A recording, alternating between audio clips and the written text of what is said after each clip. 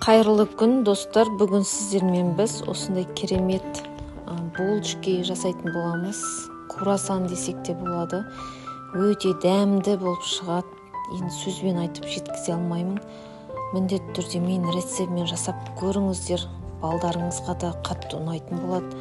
Қонақ келгенде жасасаңыз, тіптен дастарханыңыздың көркін міндетті түрде ашатын болады. Міндетті түрде жасап көріңіздер.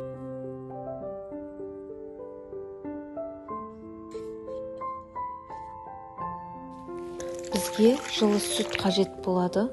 Жылы сүтімізге жарты шай қасық тұзымыз саламыз, 4-5 ас қасық қантымыз саламыз, және де 2-3 ас қасық шемішкі майымыз құямыз, және де 1 жұмыртқамыз саламыз, және де дрожжамыз салып барлығын араластыратын боламыз.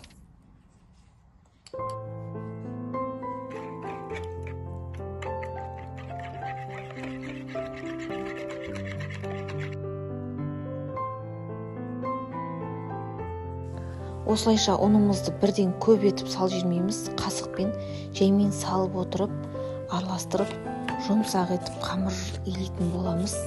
Ұнды бірден көп сал жүрсеңіз, қамырыңыз қатты болып қалады. Осылайша жаймен видеодағыдай жаймен салып отырып, осылай жұмсақ қамыр илейтін боламыз.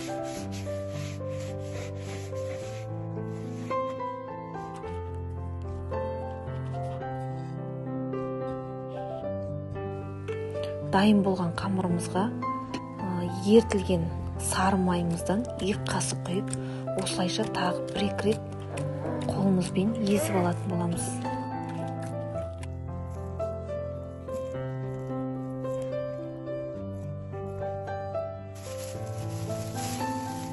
Қамырымыздың бетін осылайша жауып, 2-3 сағатқа қалдыратын боламыз. 2-3 сағатта қамырымыз әдемі болып, ашып шығатын болады.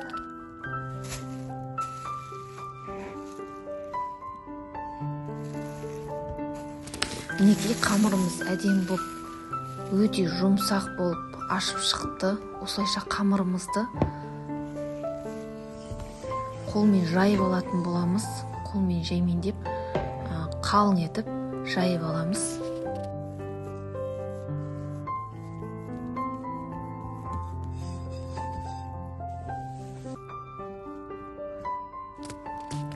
Мінекей қамырымызды қолмен жайып, оған бөлме температурасында тұрған майымыз салып, осылайша қамырымызды бір-біріне жабыстырып, тағы да қамырымызды жарты сағатқа бетін пленкамен, майлықпен жауып қойып қоятын боламыз. Шамалап қолыңызбен осылай езіп жібереміз.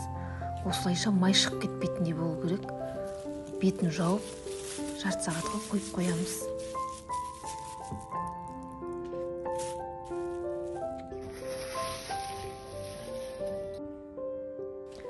Мінекей қамырымызды алдық. Осыны енді 2-ге бөліп, 2 көше жасап алатын боламыз.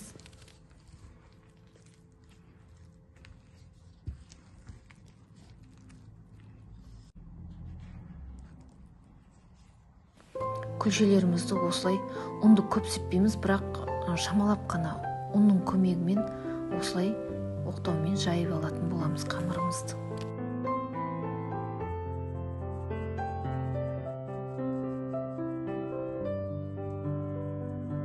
Мінекей осындай қалыңлықта қамырымыз жайып шығамыз. Оған көп емес, шамалап қана шөткімізді майға тегізіп, осылай маймен жағып шығатын боламыз. Қалың болып кетпеу керек майымыз.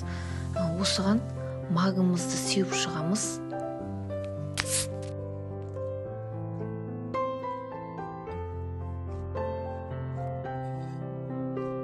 Видеодағыдай етіп кесіп алатын боламыз. Бір-біріне қабаттастырып, осылай орап шығатын боламыз. Сол кезде әдемі болып шығады.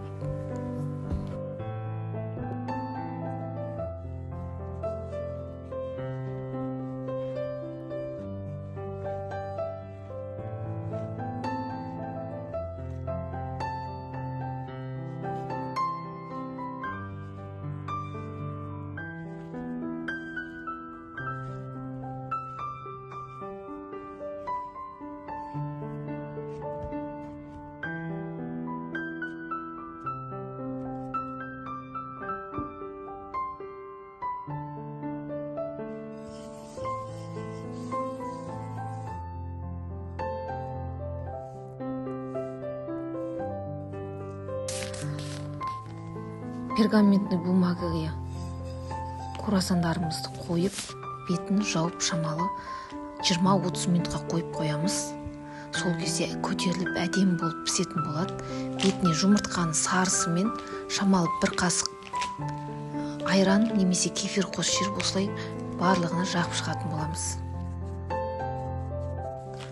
Круассандарымызды 250 градуста 20-25 минут пісіріп алатын боламыз. Круассандарымыз пісем дегенше біз бетіне құятын сироп жасайтын боламыз.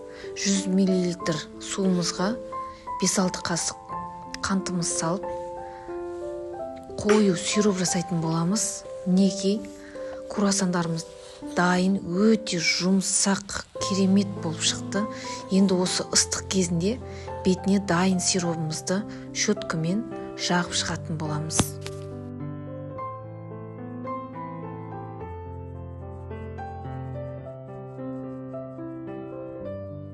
Көріп тұрғандарыңыздай өте әдемі болып шықты. Міндетті түрде менің рецептіммен жасап көріңіздер. Сіздерге видео рецепттерім ұнап жатса, каналыма тіркеле кетіңіздер, лайк басуды ұмытпаңыздар.